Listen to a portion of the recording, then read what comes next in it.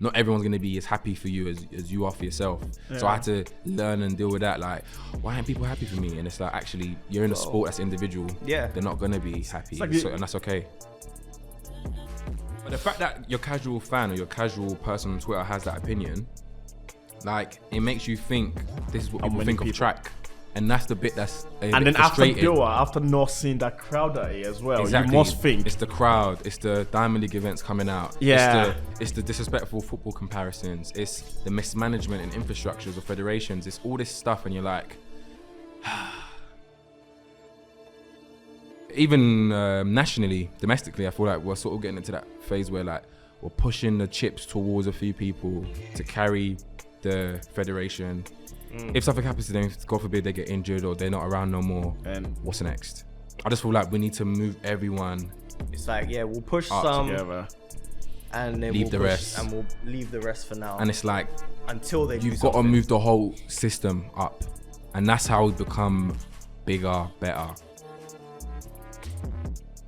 There's so much room for improvement. Like, I've done this already. Right. I can do way more. And that's the things that keep me ticking. And like keeps me wanting to get after the fine details and just be amongst the greats. I think once you're top 8, then I will start. I can feel like, okay, welcome to the Pop Smoke, like welcome to the party, innit?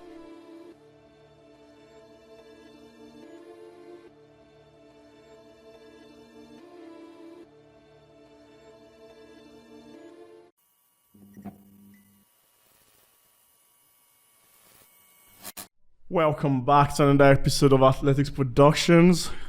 Happy New Year. Guess what? Last year we had 2019 first person. Guess who it was? OJ. We've got him again. First person 2020. It's been a good year for him, I'm guessing. Because like he won the British Champ. So I'm guessing that was a good feeling for you, considering what you said on the previous podcast. If you haven't seen that podcast, Episode 1, go and give it a watch. And we've got OJ again with us today. How are you feeling? Feeling good. Yeah, it's been a while since we've spoken, so yeah, a lot of what we spoke about kind of came to fruition, which is good. So maybe I need to make it the same again, good luck charm. Talk about things for the year and then hopefully try and do them. Man, beginning of the year we'll set you up nice. You know what? Next year what we'll do? We'll bring you on the 1st of January, and then we'll set you up for the rest of the indoor season. Resolution on the podcast, like talk about all my goals and then come back a year later. Then hopefully I got there. It's a good thing, isn't it? Set your targets on the podcast. There's proof there. No one can add you out there, innit? That's true. Exactly. So, like we said, last year was a fair, decent year. Yeah. Made world champs. Start from there. How did it go for you? World champs was a good experience. Mm-hmm. Obviously, I've been to senior champs before for relay, so it's a whole different situation. So yeah, Worlds was. Do you know what? Worlds was a good experience, but for me, I don't think it went as good as it should have. Yeah. Like I think off the back of trials, like there's one thing leading up to win. Yeah. There's another thing, what do you do once you've won? And that was something that I didn't have preparation for. So a lot of the time you think if something's negative, it can tire you out. But actually, I think positive things can have the same effect on you. It can tire you out. So that was the first time ever in my athletics career where my phone didn't stop for about 5 days straight, like after trials. Like I think just because maybe people didn't expect me to win, the fashion in which it happened, like the emotion, everything. Yeah. My phone did not stop for about 5 days straight. Being such a close race, and the way it was dramatic. So, and I'm not a snob. So if you message me, anyone messages me, for the most part, I will reply back to it. If you call me, I'll pick up the phone. So I entertain every single congratulations. Because end of the day, like I was grateful for it. So I took all of it in, took everything, interviews, this, that, boom. By the time it got back to me training, I was just neurally drained, and then my body was just not on point. Going into my race before Worlds, like my back was messed up, like everything was just off. Do you know what I mean? Because I think it was just such a come down afterwards. I just didn't get back into routine quick enough. And then I think once I got to Worlds, I was sort of playing catch up with my body more so we couldn't really get enough workouts in and whatnot. And obviously being so late in the season as well, it was already something to deal with. And I kind of felt like we were gonna get it right, but I think once I got to the champs, I think the excitement from trials, I think, had just burnt me out. Yeah. And once I got to Worlds, like to be honest, once I got there and I'd seen, okay, I'm in a way a leading man because I'm the British champ coming in. Yeah. I'm like, yo, okay, we're here now. Seeing the competitors, seeing the track, everything. I'm like, cool. Once I got to the heat, then I got dusted in the heat. I was like, you're at the world champs, mate. Like, I was like, it's about to get real. So, you see. So from then I knew, it wasn't really gonna go how I wanted it to go. But I was still grateful to be there. I was still grateful for the fact that I could say I think I finished like 20th or 21st overall. Like that's big. I've never been individual before, so that's still a big achievement in that sense. But I think when you, especially in our climate now, I genuinely believe if you win the British champs, the quality you would take to have won, you will have probably that same quality to go on and push for a final at the world stage. Yeah. Do you know what I mean? I genuinely believe that now with what the talent we've got. So I kind of expected more, but it didn't happen. But it was okay because I think most of the year went well, if that makes sense. So I didn't beat myself up too much, but being a competitor, I was disappointed that I didn't get a chance to at least run close to what I'd done throughout the year. Yeah. If I'd done that and then I still missed out, I would have been okay. But I think because I was a bit off on my times as well, I think that was a bit more disappointing. And it's quite interesting you mentioned, after you've achieved what you sort of set out to achieve, and the way you reacted to it, because yes, no one prepares you for that. Oh no, no. Everyone just was, we've got this target, if you get it, but no one tells you what to do after. No one tells you. And you sort of have to find your own way through it. So, pecs to you for, still going to the Worlds and being so far out as well. Yeah. First individual, you will get affected in some kind of way, which you did. Yeah. And you just got to learn from it, innit? No, 100%. This is what experience is for. Do you know what I mean? You can't buy experience. You have to just get in the trenches and just learn. So now coming into this season, it's like my view on the year is different now. Like because I've been there now and I'm like, okay, cool. When it comes to this point of the year, I know how I'm gonna move. When it gets to the Olympics, hopefully, I know how I'm gonna move. So it's just things to learn from, really. When you get to a champs, like when you got to your first world champs as an individual, being British champ, like how much weight did that kind of hold, like for you personally, and then just around like all the other athletes as well? Because obviously you've seen some of these guys on TV, you've competed with some of these guys over the last few years. Some of them are in the junior ranks with you as well. Yeah. But now coming in British champ, you're not just here for a relay. They know that, you know that. Yeah. Does it kind of change the people's perspective of you, and is it noticeable? It definitely changes it. I think you get more respect from your peers. I feel, even if they don't want to admit it, they sort of have to. Yeah. Do you know what I mean? So in that sense, it was like, I'm not really looking at me like a small boy no more. It's like, he's here to run. So that was different to get used to. I was sort of used to being in the background, just letting people sort of be in the light a bit more, but people sort of coming to me a bit more to have conversations and to help me up a bit more. So that was a bit different.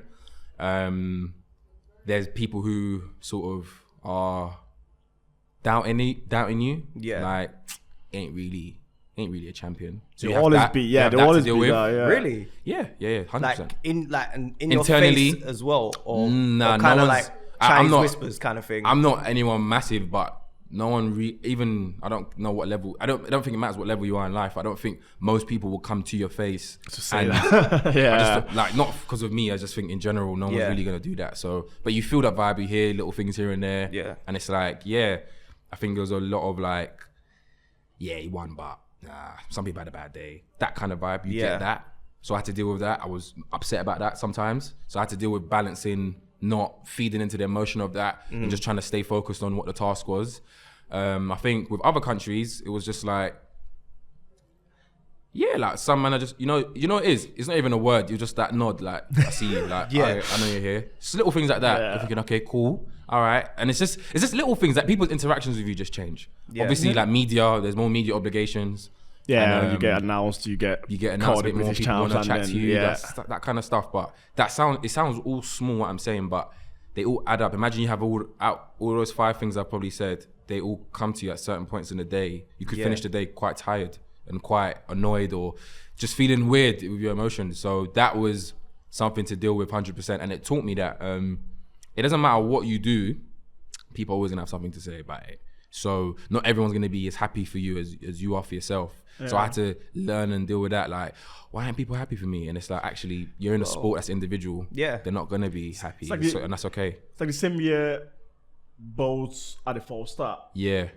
Everyone sort of thought, oh, whoever won that race didn't deserve it. Because Yeah, obviously it was like out. Blake Carr had that chip on his shoulder. And at the end of the day, they were all on the line. And that person won it. Exactly. If you mess up, you mess up. It's 100 meters. Yeah, that's how I looked at it. There's no space to make a mistake. And, you know, if they didn't wake up, that's their fault. That's their fault, exactly. But like, it's crazy. You'd like to think that. And I think sort of outside looking in, that's what it really is. But internally, it's interesting. It's interesting. People's energies change in a way.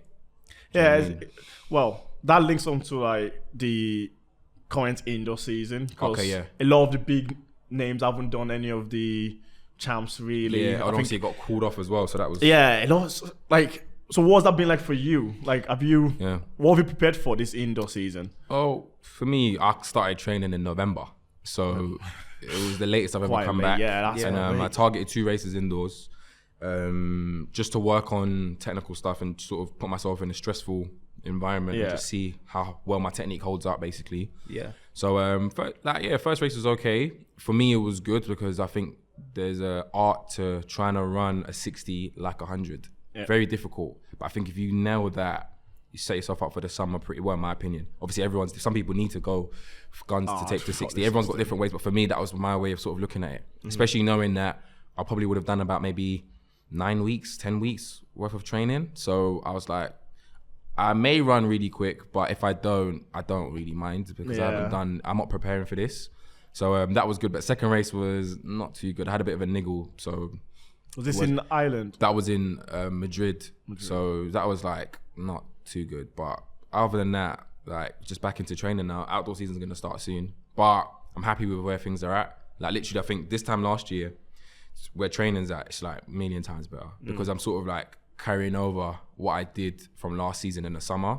So like, it's not really taking me that long to sort of get into my rhythm and find my feet. So it's sort of been like, we've sort of got to try and manage it a bit because it's like sort of getting a bit quick too soon. So I'm like, whoa, okay, we've got good reserve to play with, but let's just make sure that we refine things and things are in a good position for the summer. So with this indoors, I wasn't really looking at it seriously. When I heard World Indoors was called off, I was a little bit happy, I'm not gonna lie, because I didn't feel guilty or have a second, like a regret about whether to do the champs or not, because now there's no champs. So I was like, okay, all right, fine.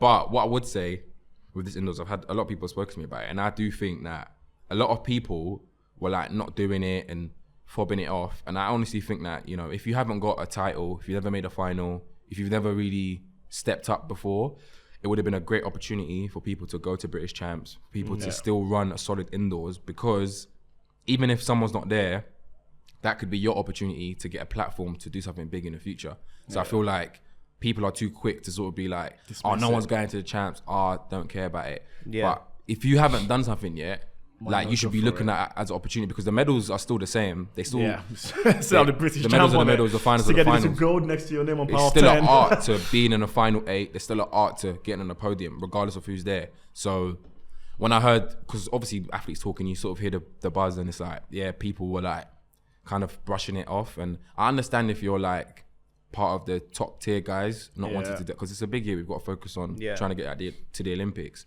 But if you're sort of young coming up, I'll not say young to be patronizing, but if you're like coming up, I feel like, mate, if that was me, I would have gone to Glasgow. I would have been pushing for champs if I hadn't done it before. Yeah. Under 23s. Yeah, I would have been 100% pushing because you have to grab opportunities. Some of the under 20s were. And then that was the same weekend. Yeah, wasn't it? Same, because I wasn't that. And I think that was annoying as well. Like people, they needed to communicate a bit more. So youngsters could have the chance to go. I think it's always like that. Is it actually? I think this is not the first time it's happened. I think it tends to either be the week before or on the same weekend. Because I think they're usually a week apart. Because box is the week before. Yeah. Box is usually the same weekend as trials, I think. Oh, is I think so. See, so you've always got a tough choice. When I was a junior, I had always had the opportunity to go to seniors and then go to my champs after. That was always how it was. My champs was like last. Yeah. So I got a chance to do that circuit a few times. But they should have done that, because I think a lot of youngsters could have benefited from stepping up to the senior stuff. just to kind of get a feel, because like, yeah, why not? Especially when you're running, 6'7", and your next close competitors is like maybe a 6'8", 9. Yeah, some of those like, juniors were sometimes running some quick times. That senior's running 6'6", and I'm gonna have to rub shoulders. run out. Like, do you know what I mean? I always, when I was younger, I always benefited from having that challenge of I'm a youngster. Let me see what I can do with the seniors. That really helped elevate my performance. And then when I got to my age group, I was just like, well, I'm tried and tested with the big guys, so this ain't gonna be a big problem for me. That's how. And it helps you psychologically to some level. Obviously, not everyone works that way, but psychologically, it does help you, because if you're in that atmosphere, there's no stress. Like, you're here with some Donnies that's like 30. Yeah.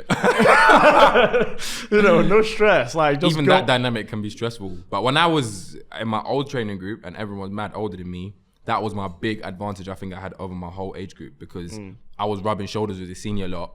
And then like dust getting brushed up, getting roughed about. But when I came to my age group, it was just like I was used to operating at a different level. So when I raced the people that are my age, it was like I did not care. Y'all are good, but that's a good benefit, but in moderation. Obviously, you don't want to crush your confidence, but in everything in moderation. Overtraining with adults, yeah, that's what I'm saying. It's a good level of balance, yeah. So, how did you feel when you heard the announcement of the world champs, or what was the reaction among like the big boys for the world indoors? For the world indoors, yeah. Do you know what? I didn't hear that a lot of the main guys were trying to do it anyway. Obviously, you have your usual 60-meter guys that are going to go for champs, but out of the guys who are outside of that bubble, I didn't really hear a lot of people talking about world indoors anyway. Yeah. Because not people who were in Doha anyway. I think if people didn't go to Doha, I'd understand wanting to go to world indoors, because obviously you're back into normal routine. But I think those who probably would have come back to training in November, I think it would have been quite hard to turn around and get back into a quick speed block like so soon. I don't know. So it wasn't really Olympic year as well. I think because it's an Olympic year, it's just every champs that's around the Olympics is not really going to feel as important. Everyone, you know what I mean? And it's still a great European championships after. I was literally just about to say, but you guys have got Europeans as well. So is it going to be a case of like, for you as an athlete, are you going to try go Olympics, see how you do there, and then go Europeans? 100%. Or is there going to be a block where they say, well, no, if you went here, we're not going to... Well, I don't know what push you to do this. You know, the thing is with me, I don't really read selection policies anymore, because I think just come top 2. I don't read it anymore.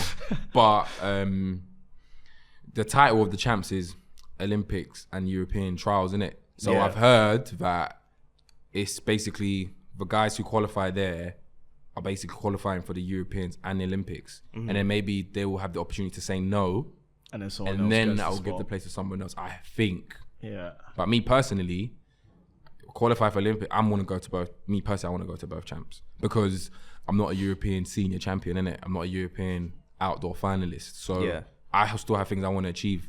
So I'm not in a position yet to, like, I never really understand the whole snobbing of champs if you haven't done something there yet, or if you haven't surpassed that level. Yeah. So if I was like a world finalist, maybe I would think a bit less of it. Maybe, I don't know. Yeah. But there's still positives in going to championships and picking up silverware. So that's my goal.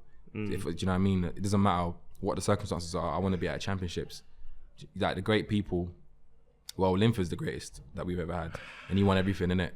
Yeah. So went to everything. That's where he went to everything and did you everything. can't just break the British record, I don't think, to be the greatest Brit.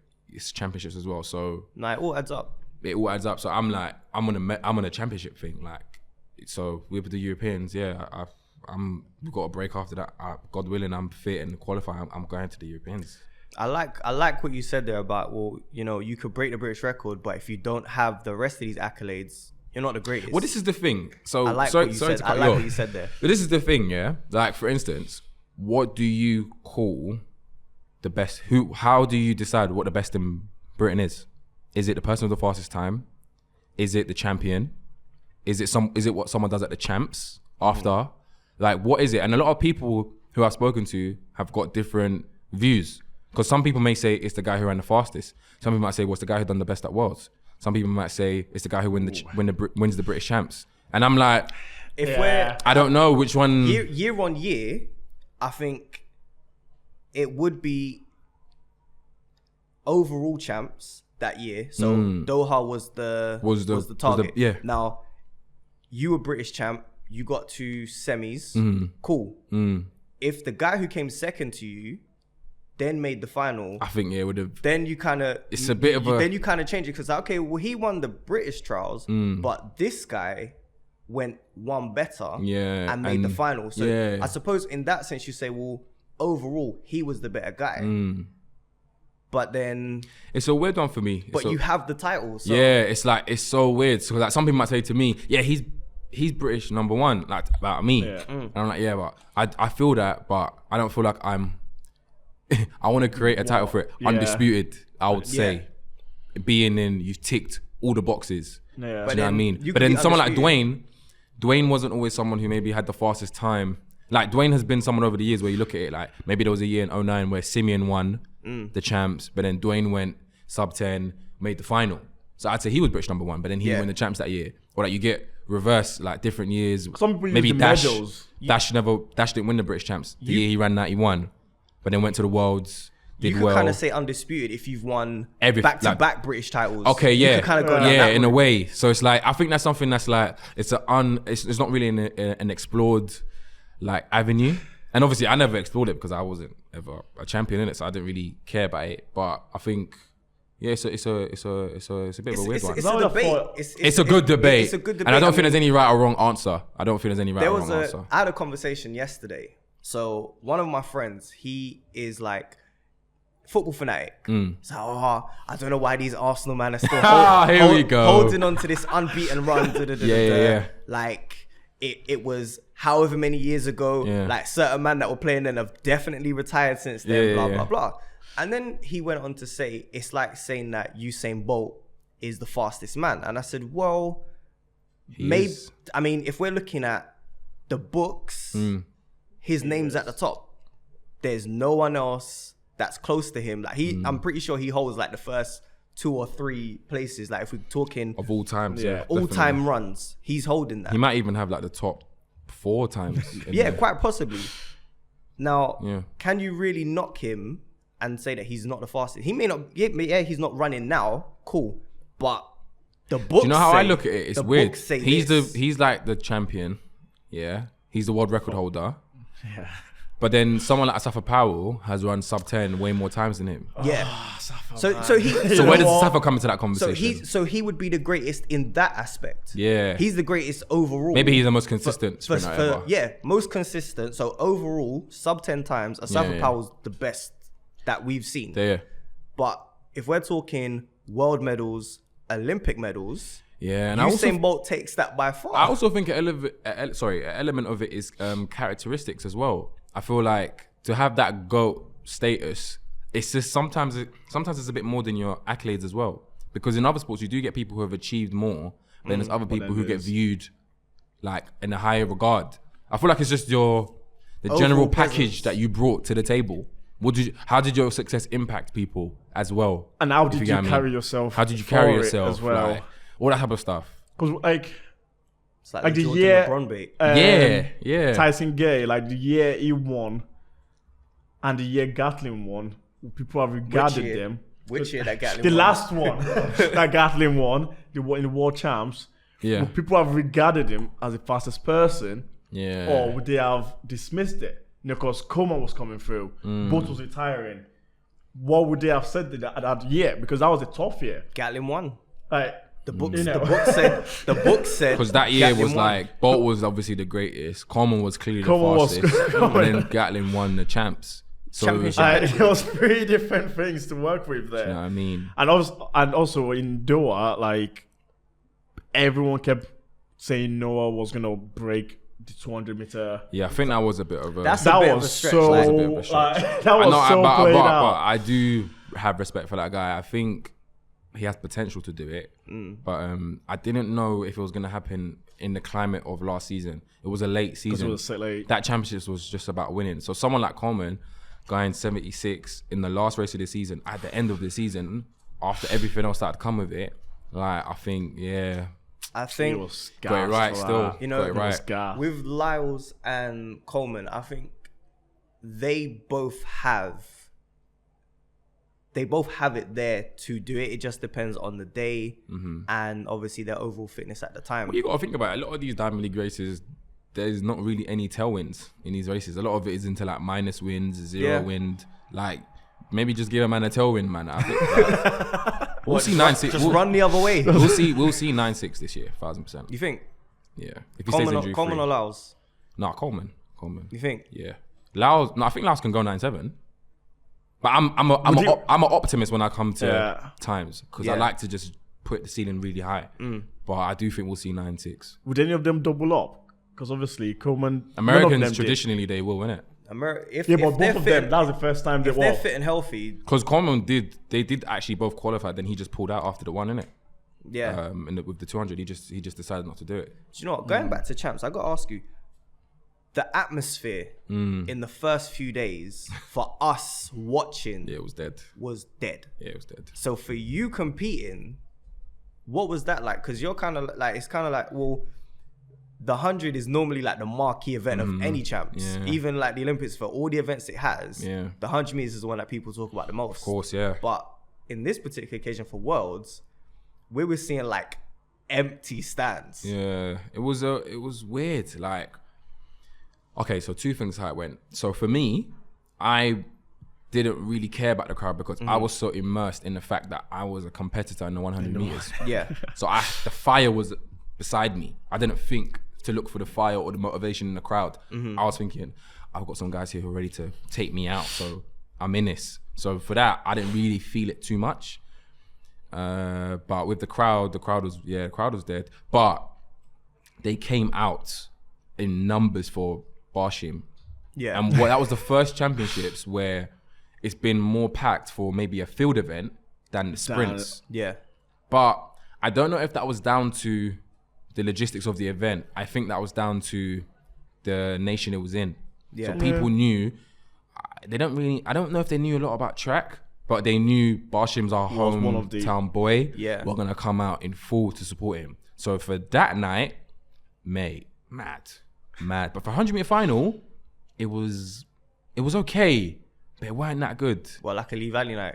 No, a bit better than Lee Valley night, but it weren't that good, man. It weren't that good. Obviously, I was in the stands watching, and yeah, it was like, obviously they did the whole blackout thing, and that was a vibe. Sick. That was a vibe. That was sick.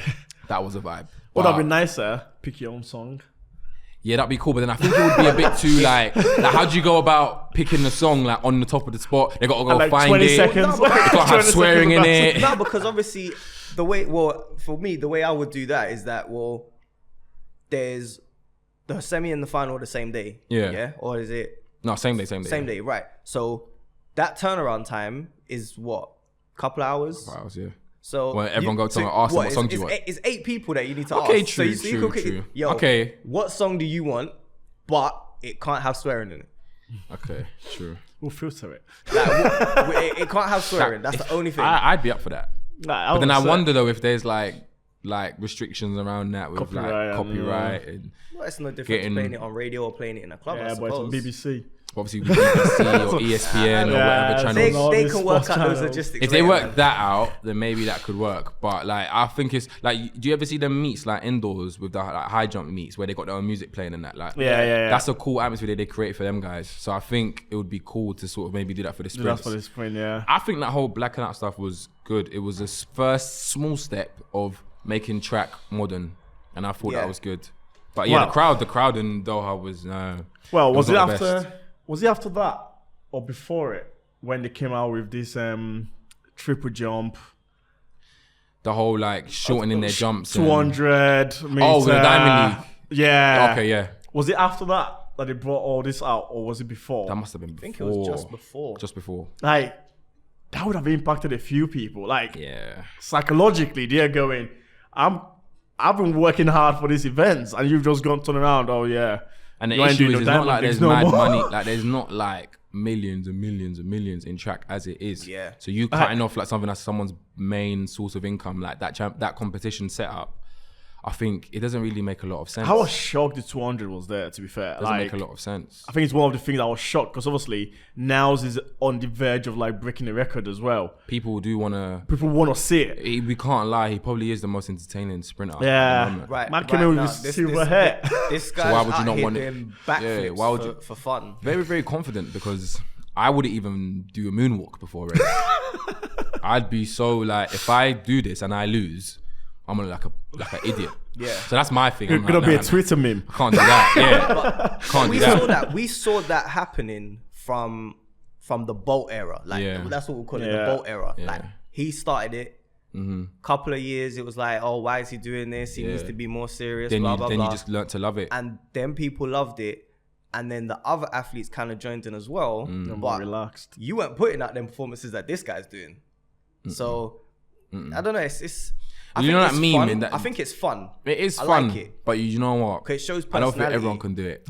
Like Some people force it. Don't innit? put pressure. Some people force people it. force it. Like, don't put pressure on yourself. Like, Safa done it at one championship, and I was like, "You're not that guy." this ain't you. This ain't you. Nothing that I know of you through TV. Yeah, it doesn't shows me that you're suggest this that guy. you're like that. Whereas for all the interviews that I've seen with Bolt, That's how that he guy. is. It's like if Tyson So done it's it, now. It would if be Tyson weird. done it, I'd be like, nah. Everyone's got their own thing, man, and it's like I don't think it's for everyone, but I do think if more eyes are getting drawn to athletics and sprints through Lyles doing whatever he does, I'm all for it. To be honest, anything that's going to bring more revenue, exposure, you know, bigging up track. Even the triple jump, like people are on the verge of breaking records. Yeah, We had a world record the other day. we had a record. What was so crazy was that she broke the world record before my heat, and I was on the track, and then we're all on the start line like mad serious, and then she just hop, skip, bang, world record. And the whole stadium went mad, and it was so hard to concentrate because I was like, okay, got to run this race, but she's just created history. Like, looking, I'm like, oh my days, this is sick. I almost for a split second became part of the spectators, like, hey, well done. Then they're like, on your marks, I'm like, oh, like, Let me bring myself back. That was a new experience, definitely. World records are good to watch on TV, but in real life, they are very off-putting.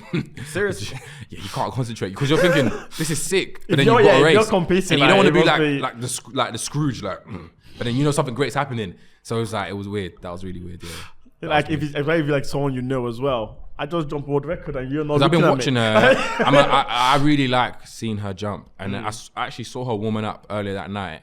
And I don't know, in my head I thought she looks strong. Like she looks like sharp today. Didn't think anything world record wise, but I just thought, yeah, she looks good today. And then obviously, yeah, she did what she did, but off-putting definitely. Yeah, so them taking those events out, like triple jump is a thing. Like 200 meters is a thing now for athletics. Even the discus, shot put. These are all getting entertaining now. There are people that have worked their whole life to sort of get to that level. Yeah. World champs, they don't get as much views on TV anyway. Literally. And now you're going to take them away from the little diamond leagues, which is an athletics is just in a really just mad place right now. Like it's just so many things are doing wrong. So many things are doing wrong. And then like last 2 weeks ago when Erin Ireland ran his 60 from standing run from football, and Twitter went mad, and everyone was, and you know what? I was guilty of getting caught up in really? Yeah. Like, and you know what? When you say caught up, in a good way or a bad way? Well, I'll call it a bad way because I don't usually respond to these type of things. Yeah. But I must have been on Twitter and then seeing all these tweets, and I was like, are you dumb? And this was like a few days after Coleman had just missed out on a 60-meter world record. Oh yeah. And I was like, are you dumb? Like, you're comparing, and he's a great footballer, don't get me wrong. I think his football stats, I'm amazed by them. Yeah. Great. Sick. But stop saying that he would have done that in 60. Like, he wouldn't have in it. Like, it's just this much off the world record. Like, this is the problem, yeah. People say it's jovial and it's banter, but the reason why it's not is because every time you discredit or cheapen the achievements of a great in our sport, that makes people disrespect it more and not want to invest in it or want to view it of high regard. If you think, oh, anyone could be a sprinter. Yeah. But not anyone could be a sprinter. Even and I think that's the message they send. Yeah, even the kids, like, you just think, oh, I might as well play football then. Oh, yeah, Highland's doing faster it. than their best one. I think it's disrespectful because I can't turn around and say, I'll make it into Liverpool starting 11 because I can't. Yeah. So I wouldn't come on Twitter confidently saying that. I can banter and say that. Yeah. But I won't confidently come out and say that, would I?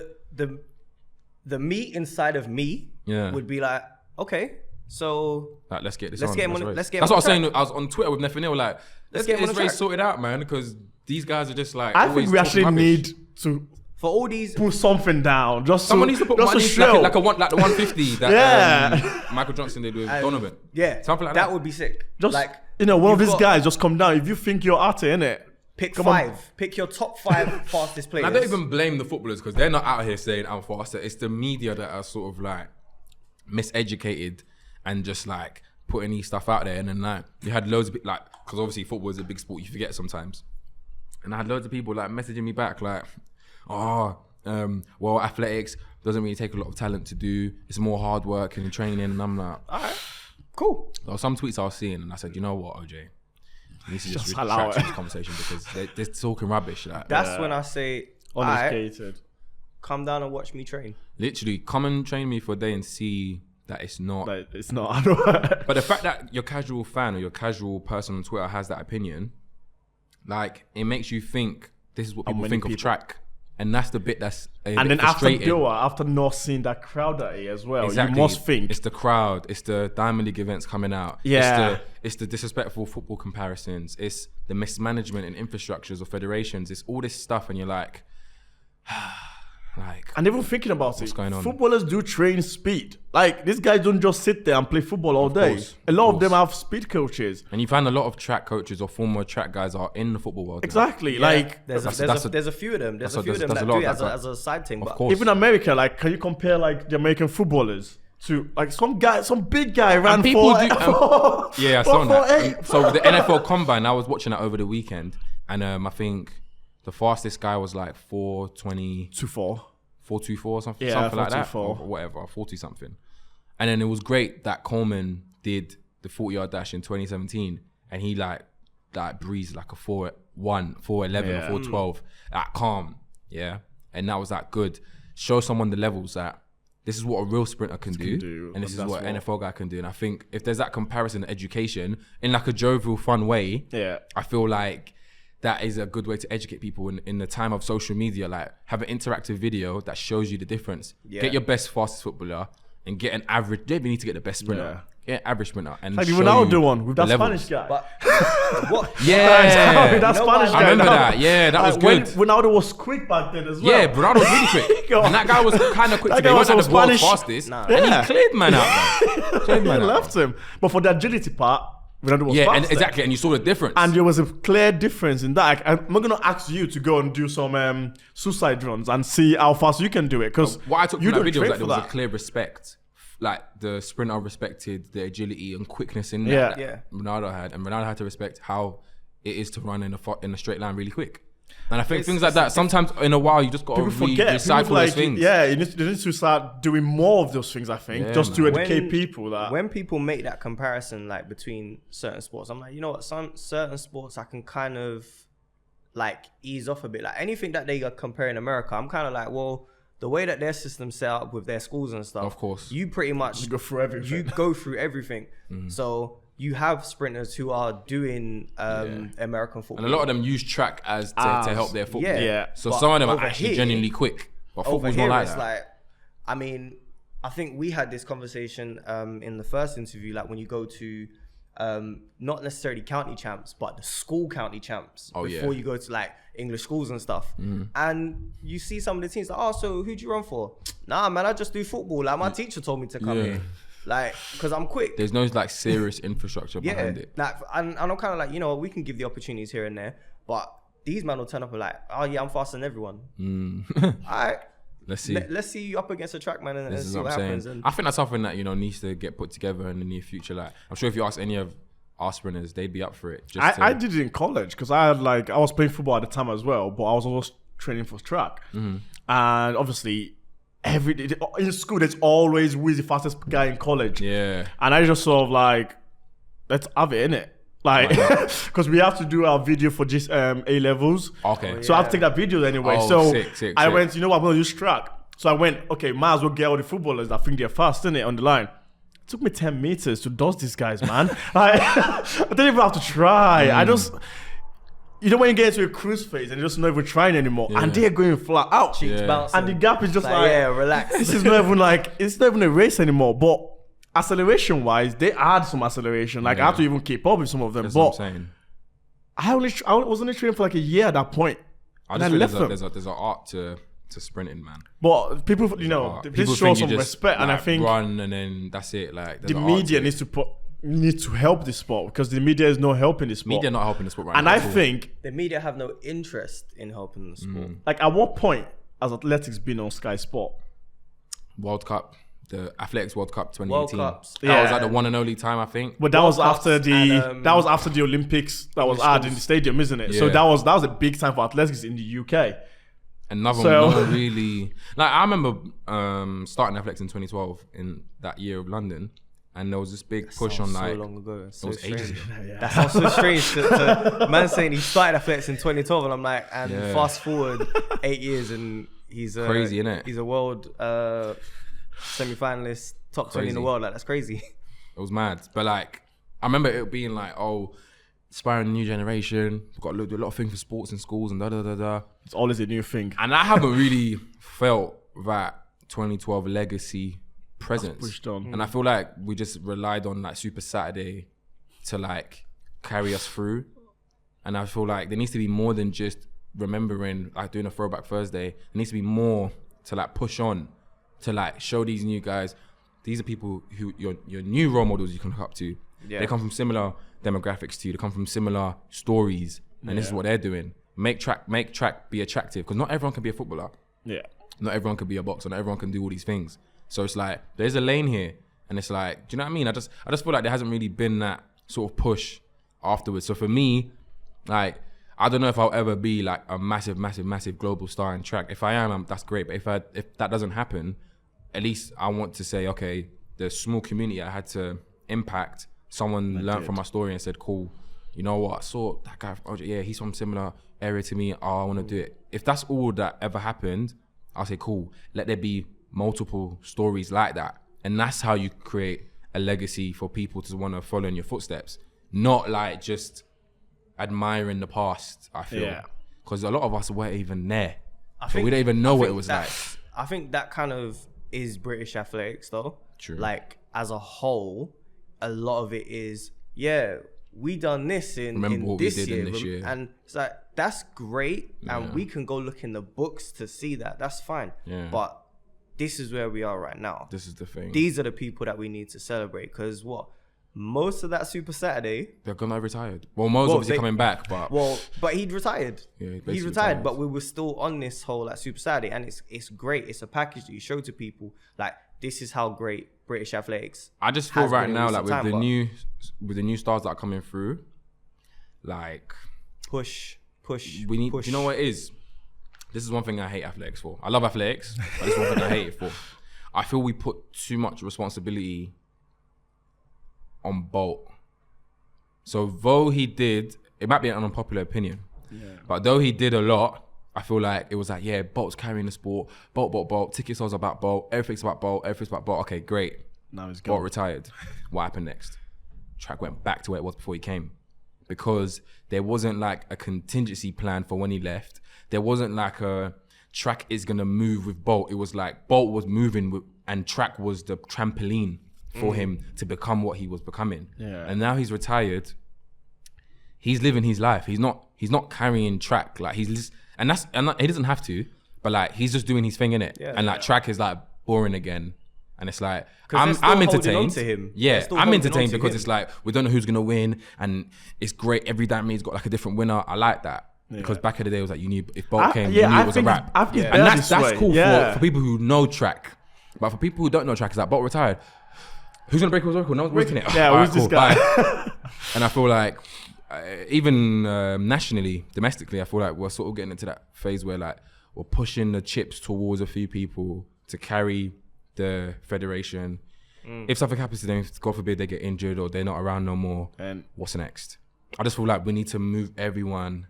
It's like we'll push some together, and then leave the rest, and we'll leave the rest for now. And it's like until you've got to move the whole system up, and that's how we become bigger, better. But it's the way it is now. It's like few people will come into the system, they'll become what they become, and the system stays down. Yeah. It needs to be like, and I don't know what, I'm not a businessman, innit? I don't know what that looks like, but that's just the impression I get at the moment. And I feel like that's something we need to be careful not to run into. Like, people keep saying, who's the next Bolt? That statement in itself, it shows where we're at. Yeah. Why are we trying to replicate someone that has come before? It should be about creating new things. Yeah. Do you know what I mean? Like, don't get me wrong, what Bolt done is a big motivation for why I even am sitting here now talking to you. But at the same time, it's like, it needs to be a thing where football has stars in it, but you're never gonna say one person's carrying football. Yeah. Yeah. Do you get me? And I feel like with track, it can't. Boxing's the same. It's got a history. It's got a history. And people come into that history and they grow more, and the history grows. Yeah. Do you know what I mean? But with track, it's like someone becomes a great, and then track doesn't. And I'm just like, I can't get my head around that. Can you imagine how many people doesn't know Ashraf Powell? Do you get me? Like, I don't get that. This man has been there. People know like, Jesse Owens, Carl Lewis, Ben Johnson, Bolt. Those are the four that you don't need to know nothing about track. Linford Christie, I'd add. Yeah. Those are the four that, like, that 100%, everyone will say, they definitely know that for some reason or another. Yeah. But there's so many great people that have come in between that. And it's like, well, Ben Johnson's not great in that. Take him out of it. But do you get what I mean? For the controversy, his name is up. Yeah. Because of something negative. But do you know why? Because he even kept himself relevant, like, past his athletic career. Doing that stuff based on, this is why I took the drugs. And it's like, whoa, this is not what you do. There's a clip on YouTube, I swear. If you haven't seen it, like, just type in Ben Johnson 9-3, yeah? You will I've laugh. seen that. I've seen that. It's one of the best clips I've ever seen, because this man basically said, if he had the conditions of today, the tracks He'd of run today, 9-3. the equipment of today, such as spikes, he'll run a 9-3. Literally. And I kind of sat there, and then he went into this whole like these guys ain't outputting the same power that I am, and it's just like them uncles there like, that just need to chill. This is one big fantasy that you have. Big fantasy, and someone came to record it. You know that there, you were a massive figure in like the 80s, I think maybe the early 90s, but you can still be relevant in 2012 because you've made yourself relevant. This is what I'm saying. Yeah. And it's like, I get he may be happy with that, but where's the sport after? Do you know what I mean? And it's like, drug scandals are not new as well. They happen in every sport. Oh. It's not the first and last time it happened in track. Happens in every sport. For every 10 people in a situation, at least 1 or 2 are going to say, I don't want to work hard. I want to do it the shortcut way. That's life. I can imagine That's how life. many football teams there is. Not once have we heard. People failed drug tests in football though. We don't hear it enough. And it's a bad thing. The last one I remember is Ferdinand. It's a did he? I didn't even know. No, when he missed, I think he missed the test or something. See, I didn't even know that. These guys have wild nights out, so them failing a drugs test doesn't surprise me at all. These guys are gonna condone, like, you know what? I actually like Tyson Fury now. But these guys have so much stuff. These guys, Cricket. like the footballers, have so much stuff in the media, and it just gets brushed onto the carpet. They have things that are worse than the scandals in track track. comes in, you fell a sample. You miss it. You miss a something. test. You're done. You're done out here. Sponsorship is going down. And I do feel like the punishment that the people get, great. Get the punishment. I have no problems with that, because if you're racing against me, isn't it? Is it a year or 2 year ban? I think it depends. It kind of depends on what it is. What's this? What we talking about? For the ban of drugs. It depends. It can vary from like anything 3 between months. like 3 months to like 8 years to like lifetime. Really depends what you do, innit? But like, and then you can appeal. everything happens, yeah. But it's like, I just get so annoyed. Why is this what we want to talk about? Why can't we talk about the good, great stories? Let's build the story towards the Olympics and beyond. Why are we talking about the negative stuff? You know it happens what? in every sport. Since after Doha, It's so annoying. I've hardly heard anything about Dina. Since after Doha. This is what I'm saying. And Like, what she done are we was, gonna wait till Olympics like, now? what, like 2 years on the And trot, then- she's been a triple medalist, right? Yeah, and then a Let's week talk about before that. it, we're gonna go, oh yeah, Olympics coming up, Dina is up there. All right, put a picture up. This is why boxing is so great. There's a build up. Give you opportunity. long Yes, there's build-up. pay-per-view, but there's a build up. There's a build up, yeah? Football, there's a build up, title race. Yeah. Everything is a build up. Track, there's no build up. Yeah, tune in to Diamond League 2 weeks time. I would love to have, like, you'll never know who the 8 finalists are gonna be. Like you'll never know. Do you remember that documentary in 2012? Can anyone beat Bolt? You must have seen that. That was one of the best. And that made me get so excited for the Olympics. I wish it was still online. Somewhere, yes, I can't see it online. It was on YouTube years ago, and then someone took it off. Took it down. Whoever that person is, evil person, bro. Put it back on. Yeah, whoever's got that, put it back on. Put it back on. But that documentary was so informative. It was cool. It built anticipation, and for me anyway. Obviously, I already like track, but that made me want to see the 100 even more. That was when I started track. See what I'm saying? Started track through Why isn't like that getting developed this year? Even if it's Channel 4, ITV, BBC, YouTube. They could easily do that. Like, easily. For someone in America covers this one, someone in Europe covers this one, someone in the UK cover that one. Off cameras. Then a production team just... Tell me there's only one production team in the world, there's bare. Like... Bro, we could go to a university and be like, yo, we got this project and we want your media department to take it stronghold. Like, honestly, like I feel like that show, stuff like that, was really good. And I feel like there's none of that no more. And I just don't know why. The build-up is only ever like, oh, this person used drugs. Is he going to win? This person the best build-up we've had was 2015, Beijing, with Gatlin versus Bolt. Yeah. And though that was a great story to watch, think about the intricate details. It was based on like drugs and stuff, and it was like so much negativity. There was too much negativity around. It almost felt like WWE. The British media, BBC, and a few heads in the British athletics camp, like they just can't help themselves without saying, "Oh yeah, Gatlin's back, but he did all of this." Yeah. All right, cool, we get it. We understand. We know. The crowd who don't even really watch athletics know. Like, just give us the story that's here and now. Let's talk about something else. That was the if you didn't want him in the, if you didn't want him in the sport, you shouldn't let him back in. Right. If you didn't want him in, I think. You should have said no. Done. You let him back in. You were one of the people to say, all right, cool. Like, he's here now. Yeah. Just let it run. Just let it run, because you kind of you're diminishing that story that we had by doing all the rest 100%, of it. Like 100%. Like and saying that, like, there was a comment that was made almost instantly after Bolt won, like they're still on the track kind of thing. Yeah. Bolt has saved the sport. I remember that. But look at that. Bolt has saved the sport. A man with that much responsibility. Yeah. Like, come on, guys. Like, when there's middle distance people who are doing amazing things. 400, field events. 400 records being broken. So many people who could step into those shoes. Why is there space for one? Ask yourself. Why is there only space for one? Because everyone only sees. Doesn't make sense. Same way, like Alison Felix, It's like, do you guys not realize the amount of stuff? Has she got more medals than Bolt? She has more medals than Bolt, but she doesn't get. And her biggest story was about the whole the pregnancy stuff and Nike want to drop her, and it's like, why is it the famous stories are negative? Like, it's just like, that for me is a disrespect to her.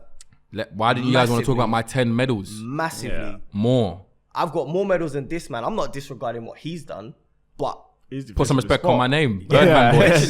Literally. Birdman voice, bro. But that's where the sport is, and until they manage to change that, that's why it's never gonna. That's why it's gonna move forward. And I love track so much, but it's like, it's frustrating, man. Seeing how some things get done, it's frustrating. You love track so much. I got a question for you.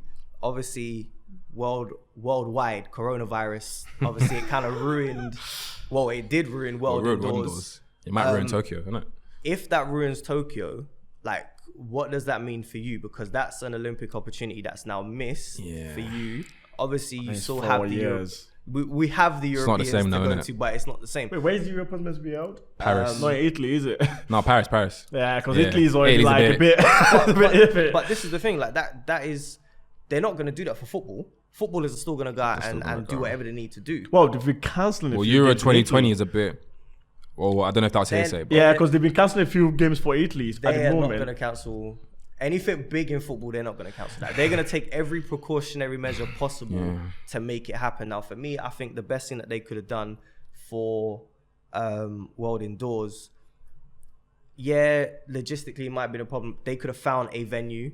And those tell you what though, it's difficult though, man. It's difficult. You know how long it takes to plan a champs? Like, I don't know the official amount, but I can only imagine it must be quite long, man. No, I can understand that. And especially the Olympics, that's 4 years of preparation to move it in like 3 months. Nah, see, I never said Olympics. I said no, I hear you. Like, you have you have everything set up already. Yeah. You kind of just need to transfer all of that somewhere else. Obviously, there'll be refunds coming back to people. Man, I don't even know if I've even got the infrastructure to even facilitate them things there. Oh, a move? No, it's too much. It's too much work. We can't do it. It's a short space of time. It's not going to happen. With Tokyo, it's a bit mad though, because like, yeah, obviously you've been gearing up. Well, I've been gearing up to this for like last 4 years. Yeah. So, and a lot of people start, it's part of your defining moment in your career. It's a big part of your story. Some people are retiring at the end of this one. For this. Some people are just coming up from this one. Yes, so it's 4 years is a long time to know tough. if you're still going to be there. What's scary is that they're saying it's not going to be postponed or moved. It's just going to be cancelled. So it'll be 8 years without an Olympics. It's only ever been one that's been cancelled, isn't it? Has there? Yeah. I don't know. Which one? In the way back. Like when it first started. No one, oh, was that? I wasn't born then. No one in this room was born. Yeah. Like, it is tough. Like for me, I'm trying to just keep a professional head and say, listen, I'm still preparing for the Olympics. Let's see what happens. But if it gets cancelled, I've got European Championships that I need to go and do well in. That's my sort of view. And regardless, even if time goals I might have, improvement goals I may have, they're still the same for me, innit? Yeah. So in that sense, I'm like, I still need to get better in 2020. Whether it's at Olympics or not, I need to get better. I suppose that drive would kind of change though a little bit. But it's not necessarily the drive, because I think I'm a motivated person anyway. But I think in terms of like opportunities that can come off the back of the Olympics, where it projects your career to if you do well. Yeah. You know what I mean? Part of like, you know, like dreams. Yeah. That part of it is like you can't really replace it. So that would be hard to deal with. But ultimately we are professionals and we've got to keep the shit moving, innit? Yeah. Things happen. Fingers crossed it doesn't get cancelled. But I'm hoping it doesn't get cancelled, obviously. So do I. I want to see. Well, I just did a shoot the other day with Adidas for the Olympics stuff. How was that? It was good. Obviously, the kit is really cool, so I'm excited for everyone to see it. But I was slightly just posing for the picture, smiling. And I was like, did you take the kit home? Or no. You can't take it home. But I was posing and I was just like, I hope I get to see this, because if the Olympics gets called off, then we ain't even going to get to see this kit or running it anyway. So that was a bit They'll postpone weird. it for like next year or something. Yeah, I'm like, what are we going to do? Because there's a lot of money getting put into this, champs. A lot of planning, a lot of training, a lot of everything. So if it gets called off, I do think it will put a bit of a dent within track, short term anyway. Okay, so going on kit, what do you think of the new Nike Nike spikes? Well, not those spikes, trainers. Well, they're coming out with some mad things lately, like they have. I'll put a disclaimer. Space shoes, I call them. Adidas is the best brand. Yeah. Put that out there first. But no. On a serious note, the spikes, the sprint ones, they're interesting. Like they said, it's meant to help them in the last 20 meters of the race or something like that. Yeah. Let's see if it does, innit? First things first. Is it legal? I think it will be. I don't think Nike would. I think they're trying to legalize it. They're gonna find a way to kind of. They might have to like shorten. Even if they shouldn't have a bit, I think they'll find a way. They'll be like, so you see like where you can't be on the running track with spikes that are more than 6 mil. Mm-hmm. Yeah. They may just make it like something like just underneath. But you know what? I'm weirdly excited by it. At first, I was like, "This ain't fair," and I still think it's not fair to a degree. Yo, Adidas, we need some kind of backup. I think naturally Adidas will probably have a response. Oh yeah, everyone have a response straight away. But I do think actually, well, two things. There's an optimistic side of me that says actually, I feel like if there's a spike that could help you run faster times, that could add a new dynamic to track. Yeah. Maybe that's how 958 gets broken. Because up until a certain point, there weren't Mondo tracks. Then there were Mondo tracks. Then there were different surfaces. Then there were different spikes and lighter kit. Yeah. So that changed the trajectory of track. Then it's been like a certain way for a while. Okay, let's change the spikes. That might add a new dynamic to athletics. So it could be positive. And then there's a realistic side of me that says there are people who are getting stressed out and panicking about whether the spike's going to have a disadvantage, even in the middle distance ones as well. My thing is this.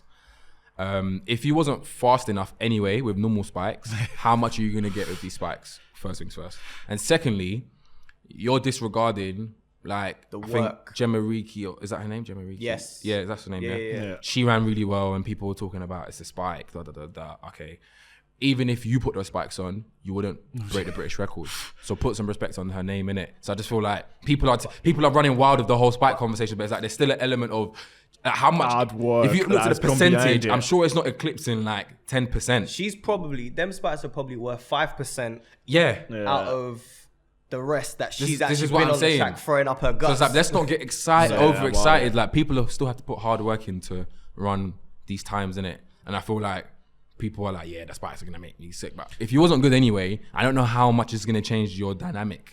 That's a good thing for you to say, because especially for the juniors watching, because like focus on the training, focus on the craft, focus on the real stuff. Some people be on the verge of getting a new contract with someone, and then they think, I should go to this brand. Nike's got some bouncy new spikes. Like I'm going to them, you know. Yeah. So those I think I've got some new spikes out as well, which are really good. Obviously, they haven't got the bouncy stuff on it, but they're like, it's still an innovative spike. It's all technology. The way technology works, everyone. Adidas have got the answer already. It'll be. Well, I've seen some prototypes for the and then the Adi boost at the back. Yeah, I've seen a prototype on Instagram. I don't know if it's real, but like I saw one like an Adidas one of like the big, you know, the one that Kip Jogi wears. I think they've got like one coming up maybe. So like I said, brands are always going to respond, but this is good because it makes people think outside the box. Yeah. So if it makes another brand, Adidas, propelled to another level because they're like, whoa, we ain't thought about this before, and we've got the resources to make this spike even better. That's great. So I think it could be exciting. Let's just see when the elite guys put the spike on. Let's see, if, like, say for instance, if Coleman puts the spike on and he goes 960, let's wait and see. Or if he goes slower, let's see before we then make a judgment. My thing is, well, how do we measure that? Because with a Coleman is already like he could already do normal spikes anyway. It will be more of a thing to the regular guy. Because if you look at the elite guys, like you're already running at high level. So like for yourself, you've run 9.9. My bad. No, but yeah, 9.93. No, windy. I was like, have I? Listen, it's a 9. God willing, this season. It's a 9.9. We're gonna. God willing. It's on the paper. God willing. No one can take it away from you. Yeah. Okay, I hear that. If you go and run a 9.9, it's like, okay, he's done that already. If I did that and I had new spikes and someone said, oh, it's because of the spikes, I'll be vexed. But for me, I've been training. For me, he's done it already. Exactly. Yeah. Okay, you're right. Yeah, if an average guy can make a massive, okay, I get your point. Who's run 11.5? If he now runs 10.9. 10.8. I get that. I'd be like, whoa, that's a pretty big improvement. Yeah, that's a big improvement. Like, and anyone who knows track knows that kind of. Yeah, that's a mad gap to jump forward. Like no matter how good your training is, small time space. Yeah, that's sick. It's a great debate. 11.5 in April and 10.9 in July. People need to stop being so pessimistic about these type of debates. It's positive. It could be positive. Yeah, like you're talking about, oh, it's unfair for the sport and it takes it out of like the sportsmanship. But we need to evolve. That's part of evolving. I want to know how it's unfair though, because it's not really unfair, because it's not as if to say that only one person That's what I'm saying. is going to get that. Like most brands are going to now, like, and you can buy it if you want. From the moment that was put up, every other brand has gone went in a lab and said, let's go. Right, we need to do something. Facts. It's going to bring the athletes greater performances. Yeah, it's going to help the brand. It's going to give us more promotion. Like, so I only see wins from it. Like, same. I don't see a negative thing. I think the negative will come if someone breaks the world record. Oh well, they only done it because they had those. Well, if I was Bolt sitting at home and a man wears these new spikes that are said to help you in the last 20 meters and he goes 9.56, I want to be I'm putting my spikes back on. I'd kind of just be like, I don't know. Like for me, I'd kind of be like, nah. It's Times not have changed. Like at that point in time. Yeah. He's sitting on his couch. True. He's not gonna call up. He's not gonna call up his coach. Like, no, yeah, of course not. No. Like they've taken my record. I need to get back on the track and do something. Gatling is still going. I think you'd be a bit skeptical. You'd be a little bit skeptical though. You'd be a little bit. Maybe. Naturally though. But it shouldn't become jealousy. What, in the sense of, what if I wore these spikes? Yeah, maybe you'd be like, what could I have done? And also be like, is it because of the spikes? Like, it's a natural debate. But I think I'm open to having that debate. If we want to know what you'd have done, what you would have done in those spikes, you should have run the last 20 in Beijing. True. That's one way that I always wonder what he could have ran. Like, 9.55. You reckon 955? 955. I don't think the time would have been that much faster than what he'd run in Berlin. Yeah. But I think 994, 95. 954, I should say. When I watched that 58, well, I think his coach did an interview and said that there was a lot of things he did wrong. Obviously, we can't tell because we're just watching. But for me, it looked like a close to perfect race. It did look like... The start was good as well. Like, that was the first time. 6-2 to 60. Everyone, so I don't know how much more you would have got. What more? So he's basically saying that if these things were corrected, he would have probably got to... Then if Coleman... last week or 2 weeks ago, if he had come out those blocks quicker, what could that guy have clocked? No, it's good, man. This is the thing. We need to see these times because... And there's the other kid as well. There was another guy that's been dropping some quick times this season, but I can't remember his name off the top of my head, but he's an American guy. And Baker's doing... There's Coleman, there's Kemp. Might be that guy. Yeah, mate, it's good because I think when you see someone running 6'3", what you do is you challenge what you think limits are. So you say, well, what should my ceiling be? If he can run 6'3", why should I aim so low? Do you know what I mean? Now we're in a different space now because I think for me when I watch track and field and a 60 more specifically, if I see 6'5", I'm already like, yeah, cool, 6'5". When I start seeing people run 6'4s", then you can't look a bit more. 6'3". And now we're seeing a guy who can, we're basically expecting him to run a 6'3" look easy. Yeah. So we're now in a different stage where it's like, yo, we need to now appreciate the 60s as much as we're appreciating the 100s. And I think I've always said that indoors doesn't get the same amount of love that it does for outdoors. The only reason why it does it is because I think people are... It's a lot of different mindsets with the 60, but I do feel like people... Obviously, outdoors is where it's at. Yeah. Facts. We can't dispute that. But I think a lot of the time, and I used to do it when I was younger, I think people snob off the 60 or like cuss it out because they're not good at it. Yeah. Or because they don't have the ability to get up to speed quick enough. They say, don't care about that event, man. I open up on the last 40. Yeah, I don't care. I don't care about that. But, you know, I still feel like challenge yourself, innit? Do you know what I mean? Like, I think when people start being open to the challenge and open to being a bit more vulnerable over the 60, I think, and you see bigger names doing the event, then you say, okay, this is something we need to sort of pay attention to. I think Coleman's done that well enough anyway. Like him sort of making the 60 relevant again. No, he's doing the indoors, outdoors, he's on everything. You see that year that Powell come and said that I'm doing indoors. Yeah, yo, that was lit. I was there like, yo, this man's gonna like do 43 bits. Or 42, bang, or 44, whatever it was. Cruising. I was like, yo, man. Cruising. He's another one. Like, if he didn't cruise. True. I would say that would probably been about 37. How, man? Yeah, defo 37. Has Gatlin never done one? Or Tyson? Gatlin's done like a 46. Yeah, you're right. He's done a 46 indoors. Because the Americans but outdoors, him and Gay have gone through 60 and 6'3" outdoors. So they could. Yeah, they definitely could. They could do it.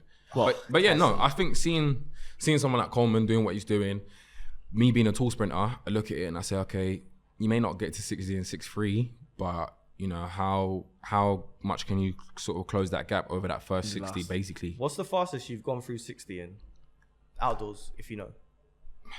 53. Okay. So that was 2018. That was trials actually. Well, if you had adjusted the wind, that would have been 53 going through. So yeah, I think if you're gonna run under 10 outdoors, you're looking at 6'5" low and better, I'd say. That's if you're gonna take care of the second half of the race. You kind of wanna be in that ballpark. For it. But indoors, I don't think you need to run 6'5" indoors to be able to go under 10. There's many examples of people who don't necessarily get the quick indoor times and then outdoors come flying monstrous. So it just depends on how you're made up. Do you know what I mean? What are your targets for this year then? Yeah, okay.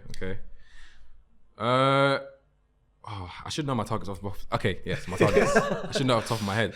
Targets, number one, I think, is to be more consistent than I was this season. So I was more consistent than 2018. I want to be more consistent than I was in 2019. More 10-0s. Hopefully get under 10 seconds. I think it's something that needs to happen. Conditions. Get the right conditions. Because I think I could have done it last season, but in the race where I ran my fastest time of the year, I locked arms with Safa Powell at about like 50 meters in the race. And you want to lock arms with a guy who's 6'3" and wedge, and I'm some skinny guy, yeah. That's going to mess up your rhythm. So I think, yeah, that put me off. And then obviously Charles being the headwind, I think that could have been a sub 10 opportunity as well. So I want to just basically be more consistent so that I have more opportunities available to me to do that. I want to regain the title. Obviously, I think that's just a natural thing. Two-peat, yeah? Yeah, to regain that, I think is important. Obviously, qualify for the Olympics and Europeans. And I think once I get to those championships, trying to improve on what I did when I got to that point last year. So I was a semi-finalist, mid-range semi-finalist last year. I need to basically just be pushed further on that ladder, like pushing to the back ends of qualifying high up in those semis and pushing towards finals, basically. Just a natural progression. But and I think I've taken the confidence from last season as well. So I'm a lot more collected and calmer this year. I sort of know the drill a bit more. And there are more opportunities that are going to come this year that are going to be new to me as well. And I want to sort of embrace that and take it in my stride. But ultimately, I want to sort of move on into being in that space of being a world-class sprinter. Yeah, you already are, but you know. But for me, I was just going to say, like, do you not class yourself as a world-class sprinter, or are you looking at the legendary, that world-class elite? Yeah, that's what I'm looking at. Because I think if you're someone who you look at your achievements and you say, yeah, I'm good, that's the end of you, because your ceiling's already here. You're thinking, okay, I've done what I need to do now. And that's why sometimes I don't like to put too much on sub 10 or 9.9. Yeah. This word 9.9, because what happens if you run 9.98? Oh, I'm good now. No, relax. Because that's how you go backwards. So I'm just like 9 seconds. Yeah. Under 10 could be anything. That's going to keep me going. So once that does happen, what's next? Rather than a set number or a set position, I just want to keep going. Because ultimately, when I retire, I do want to hopefully go down as one of the best that did it in my country, if anything. So best that ever did it was Linford. Maybe shortly before that, you're going to put maybe Darren Campbell in that conversation. You're going to put Dwayne in that conversation. You're going to put Christian Malcolm in that conversation of consistent finalists, medalists. We haven't had a medalist since Darren 2004 in the 2. So the sprints, 100 meters is even before that. So it's like, so what I've got to do to sort of be in that realm is a lot. It's championships, consistency. It's you know, taking a rough through the smooth and being able to always get up and go again. Yeah. So that's where my mind is at. So sub 10 is just part of it.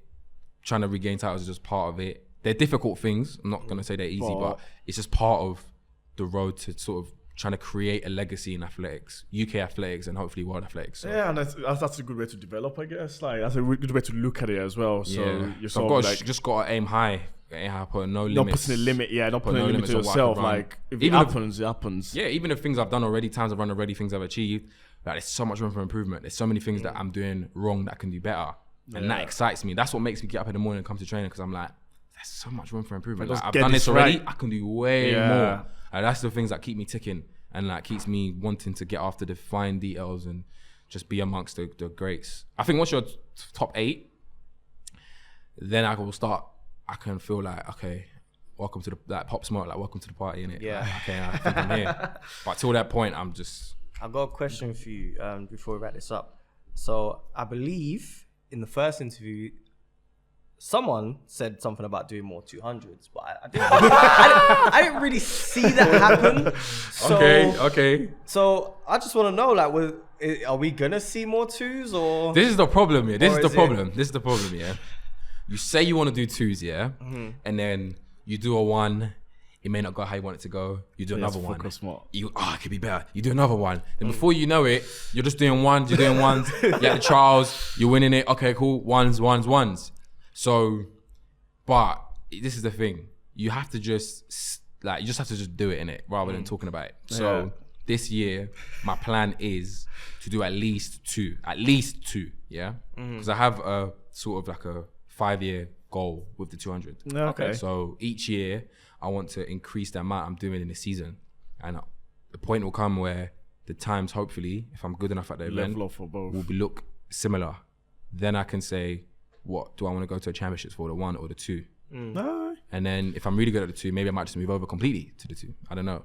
But I'm under no illusion that you can't be a great sprinter if you don't do both events. Yeah. You can't be a great sprinter if you don't run sub 10 and sub 20, in my opinion. Yeah. You can't be a great. All the greats in the competition have done it. Yeah. Do you know what I mean? They've gone to championships for both. And they've doubled up on most competitions. Do you know what I as mean? well, If I retired and I was a great 100-meter sprinter, don't get me wrong, that would be amazing. And I don't knock the guys who have obviously done it that way. But I think to say great sprinter, not great 100-meter runner, great sprinter, you got to do both events. So my goal is to do. Add one more in it. Go for the four. There's people that break the molds with that because I mean, Wade is the only guy to. He's on 3 of them. He's a really great sprinter. That has gone sub 10, sub 20, sub 44, sub 40. Well, sub 40. Yeah, sub 40. No, sub 44. Sub 43. 44. Well, he's about to go 43, or hopefully and coming back from injury. You know, Michael never went sub 10. He never went below 10-1. Yeah, I think he went like 10-13 or 10-12 or something like that. So it's like. But he's still a great, regarded as one of the best. Yeah, so ever. it is, and whatever way my journey takes me, I'm open to where I go. If it means the endless is going to be being a great, I'm open to wherever it took me. Even if it took me to a 4, I wouldn't mind, innit? As long as I went down in my sport as a great. Obviously, that's a bit of a stretch, but you get what I'm going on. Yeah. But yeah, no, I'm gonna do 2 this year, and I think like even over the past years when I've done it, I think I've gone like a 20.4, 20.5, like just willy-nilly, just ragging it, not knowing. I don't even know if I want to learn the event. I think I want to have a ignorance with the 2. Because I think if I box myself into the first 50, you got to do this, breathe, and whatever technical stuff people say, I feel like it won't become fun for me. I think I like the allure of the 2 with me because I'm like, I don't really know what I'm doing. Let me just see. I can have like wild goals with it. I don't know where it's gonna take me. I like that right now, and I want to kind of maintain that. So I'm gonna do at least 2 of them this year. That's nice because it's that just sounds like you went like when you first start the sport and you're just having fun. And I like how I feel. I genuinely still have that feeling with the 2. I just don't know about it, and I like that. I don't want someone telling me you gotta do this and you gotta do that. Like, nah, I'm not there with that yet. So I'm gonna do 2 this year. I've got a time goal in my head, I won't say, but if I go quicker than that, then next year I'll increase the amount I do. If I go quicker than the time I have for the next year. I got a time. If I blow it out the park completely, then hey, you might see me pushing for a 2. I might go Paddy Power at some point this year. Like, so I want to create a bet. Like, I want to create one. I want to create a bet that you guys don't have. Like it's this, and I think he's going to do this. So we'll see. But if I exceed that goal I have, then next year I may take it a lot more seriously. But you know what? Before I used to say to myself, I want to run the sub 10 first, then go to the 2. But as I'm getting older, I'm realizing actually there's different ways to sort of get to Rome. So you know, maybe actually doing some 2s may actually give me more insight with my 1. So it's like I'm in that place where I'm sort of like actually I'm okay to see where this might take me with my 100-meter journey as well. So I just want to be a bit more flexible with it. But 1,000%, I'm doing it this year. Like, I'm gonna do it. All right. Cool. No talking. I'm just gonna do it. I'm gonna hold you to it. I'm gonna see it come out, and I'm just gonna send you a thumbs up. Like, yeah. I'm gonna do it, man. I'm telling you, I'm gonna do it. I appreciate you coming on the show on an early Sunday morning. Yeah. No, don't worry. Thanks for having me, man. You guys out of bed. You guys are doing a good thing right now. So I think we got to pay more attention to these types of platforms because I think when we have the conversation about athletics, you know, we need to have exposure in every aspect. So, anyway, I've always got time for athletics Productionz. Also, when are you looking to open up? Well, Olympic year.